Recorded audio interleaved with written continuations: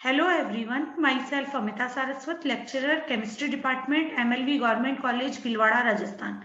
Today, my topic for BSc first year, Inorganic Chemistry, and this is my revision class.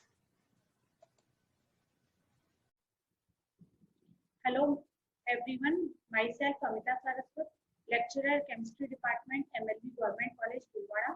Today we will start with BSc first year, Inorganic Chemistry, and my topic is S block elements.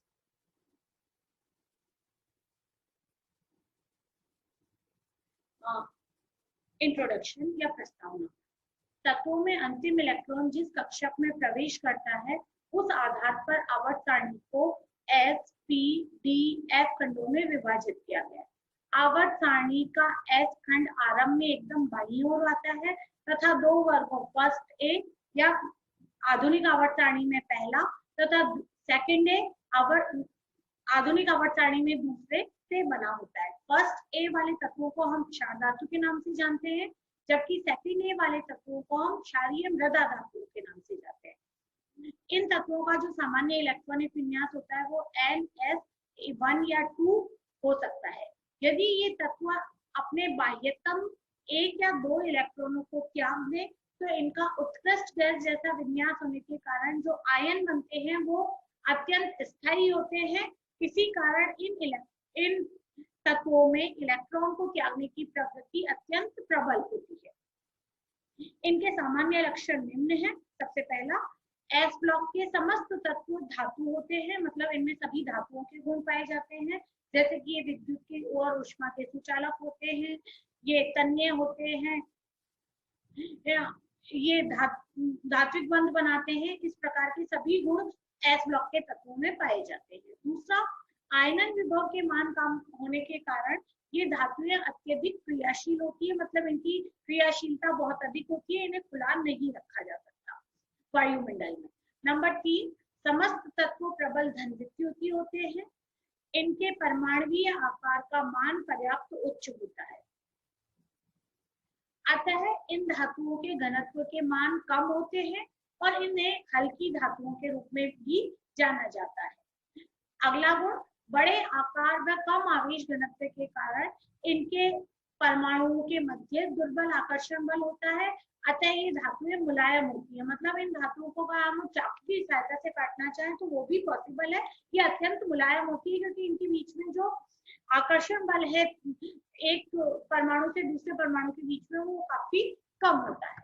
अगला, बाह्यतम electron के मुक्त दोलन के कारण इनकी ताजा कटी हुई सतह काफी चमकदार होती है, लेकिन अत्यंत सक्रिय होने के कारण ये वायुमंडल की गैसों के साथ क्रिया कर लेती है, जिससे इनकी सतह मटमैली हो जाती है। मतलब जब भी हम इन्हें ताजा सतह मतलब तुरंत काटेंगे तो देखते हैं कि ये बिल्कुल जैसे सोडियम है तो उसकी सतह बिल्कुल चांदी जैसी दिखती है, लेकिन थोड़ी ही देर में वो गंदली हो जाती है क्योंकि वो वायुमंडल की ऑक्सीजन के साथ क्रिया कर लेते हैं। अगला, कम आयनन ऊर्जा के कारण बाह्यतम इलेक्ट्रॉन आसानी से उत्तेजित हो जाते हैं, इस कारण ये तत्व ज्वाला परीक्षण देते हैं। इसके बारे में हम डिटेल में आगे पढ़ेंगे, लेकिन इनका ये एक बहुत महत्वपूर्ण गुण है कि ये ज्वाला परीक्षण देते हैं। बाह्यतम इलेक्ट्रॉनों को आसानी से त्यागने की प्रवृत्ति के कारण इनके मानक अपचयन विभव के मान उच्च ऋणात्मक होते हैं और ये प्रबल अपचायक होते हैं। मतलब अगर हम इलेक्ट्रोड पोटेंशियल की जो टेबल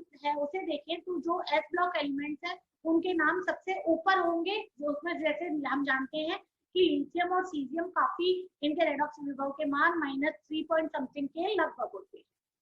अगला, परमाणुओं के मध्य दुर्बल आकर्षण बल के कारण इनके गलनांक और क्वथनांक काफी कम होते हैं, और लगभग इसीलिए हम कहते हैं कि सीजियम को तो लगभग रूम टेम्परेचर पर वो लगभग द्रव के रूप में ही उपस्थित होता है, क्योंकि इनके ऊपर से नीचे जाने पर गलनांक में कमी आती है और इनके गलनांक काफी कम होते हैं।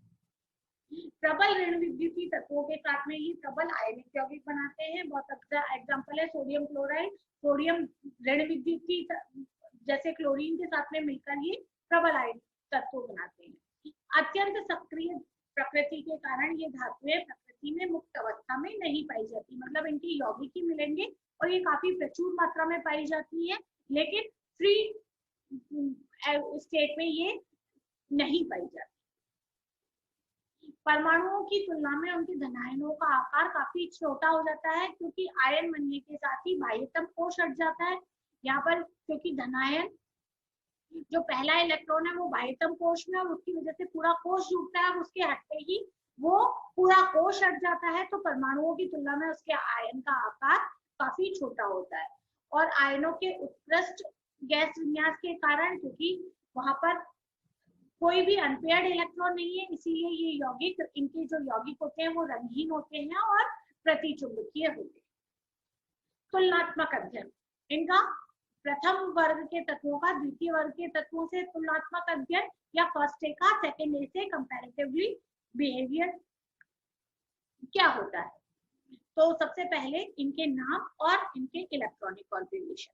प्रथम समूह के समस्त धातु जल के साथ क्रिया कर प्रबल क्षारीय विलयन बनाते हैं, अतः इन धातुओं को क्षार धातु कहते हैं।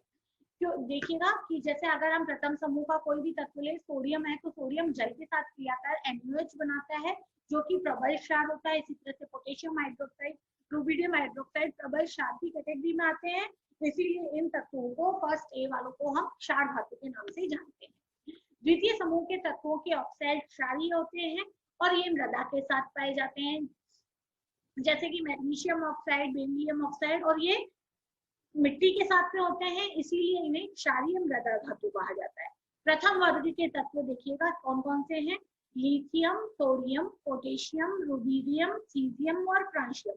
इनकी जो परमाणु क्रमांक है, लिथियम का परमाणु क्रमांक 3 होता है, इसका इलेक्ट्रॉनिक कॉन्फ़िगरेशन हीलियम के बाद में 2s1। अगला तत्व है सोडियम, इसका लैटिन नेम है नेट्रियम, इसीलिए इसका जो प्रतीक होता है वो Na होता है, इसका परमाणु क्रमांक है 11, और इसका जो इलेक्ट्रॉनिक कॉन्फ़िगरेशन है वो नियॉन और 3s1। अगला तत्व है पोटेशियम, जिसका की परमाणु क्रमांक 19 होता है, इसे हम कैलियम, लैटिन नेम है, इसीलिए इसका जो प्रतीक है वो K से लिखा जाता है। इसका जो इलेक्ट्रॉनिक कॉन्फ़िगरेशन है आर्गन के बाद में 4s1। अगला तत्व है रुबिडियम, जिसका की परमाणु क्रमांक होता है 37, इसका इलेक्ट्रॉनिक कॉन्फ़िगरेशन क्रिप्टॉन के बाद में 5s1। अगला तत्व है सीजियम, जिसका परमाणु क्रमांक है 55, इसका जो इलेक्ट्रॉनिक कॉन्फ़िगरेशन है जिनॉन के बाद में 6s1। अगला तत्व है फ्रांशियम, जो कि रेडियो एक्टिव तत्व में भी होता है, इसका इलेक्ट्रॉनिक कॉन्फ़िगरेशन है रेडॉन के बाद में 7s1 और इसका परमाणु क्रमांक है 87। जो क्षारीय मृदा धातुएं हैं उनके तत्व हैं beryllium, magnesium, calcium, strontium, barium और रेडियम। ये तत्व क्षारीय मृदा धातुओं के नाम से जाने जाते हैं। इनके इलेक्ट्रॉनिक कॉन्फ़िगरेशन इस प्रकार है 2s2, 3s2, 4s2, 5s2। मतलब उत्कृष्ट गैस के बाद में अगला जो आवर्त है वो अगला NS2 विन्यास इनके नाम से जाना जाता है, और इनके परमाणु क्रमांक के मान साइड में दिए हुए हैं, जो कि 4, 12, 20, 38, 56 और 88। अगला गुण है परमाणुीय व आयनिक त्रिज्या। कुछ उत्कृष्ट गैसों के अपवादों को छोड़कर क्षार धातुओं की परमाणुीय त्रिज्या के मान उसके आवर्त में सर्वाधिक होते हैं। यहाँ पर ये देखना जरूरी है कि उत्कृष्ट गैस में अलग तरह की, क्योंकि वहां पर जो वांडरवाल त्रिज्या निकाली जाती है, लेकिन जब हम परमाणुीय त्रिज्या की बात करें तो जनरली जो S ब्लॉक के तत्व हैं या क्षारीय धातु है उनकी जो परमाणु त्रिज्या है पूरे वर्ग में सबसे अधिक होती है। क्षार धातुओं की आयनिक त्रिज्या के मान परमाणुीय त्रिज्या की तुलना में बहुत कम होते हैं। इसका कारण ये है क्योंकि NS1 इलेक्ट्रॉन को खोने के पश्चात एक मुख्य कोश कम हो जाता है और विन्यास उत्कृष्ट गैस जैसा स्थायी हो जाता है। देखिएगा जैसे कि हम अगर सोडियम की बात करें तो सोडियम के का जो इलेक्ट्रॉनिक कॉन्फ़िगरेशन होता है वो आर्गन और 3s1 होता है। आर्गन के जैसे ही हटने के बाद में वो पूरा कोश हट जाता है, 3s वाला पूरा कोश गायब हो जाता है, उसका विन्यास 1s2, 2s2, 2p6 जो कि नियॉन के बराबर होता है वैसा हो जाता है। इसीलिए इनका जो सोडियम के परमाणु का आकार है वो उसके आयन की तुलना में काफी बड़ा होता है। दूसरा, इलेक्ट्रॉनों की तुलना में प्रोटॉनों की संख्या में वृद्धि होने के कारण बाह्यतम इलेक्ट्रॉनों के प्रति आकर्षण बल बढ़ जाता है और परमाणु का आकार छोटा हो जाता है। क्षारीय मृदा धातुओं में अतिरिक्त इलेक्ट्रॉन उसी NS कक्षक में जुड़ा है, अतः उसी NS कक्षक पर नाभि के आकर्षण बल बढ़ जाता है, जिससे उसका आकार घट जाएगा। यही कारण है कि क्षारीय मृदा धातुओं के परमाणु आकार क्षार धातुओं से कम होते हैं, क्योंकि जैसे हम जानते हैं पीरियोडिक टेबल में जब भी हम बाएं से दाएं जाते हैं तो परमाणु के आकार में कमी होती है, इसीलिए क्षारीय मृदा धातुओं की जो आकार होते हैं वो क्षार धातुओं की तुलना में कम होते हैं। वर्ग में ऊपर से नीचे जाने पर परमाणु और आयनिक त्रिज्या दोनों में वृद्धि होती है।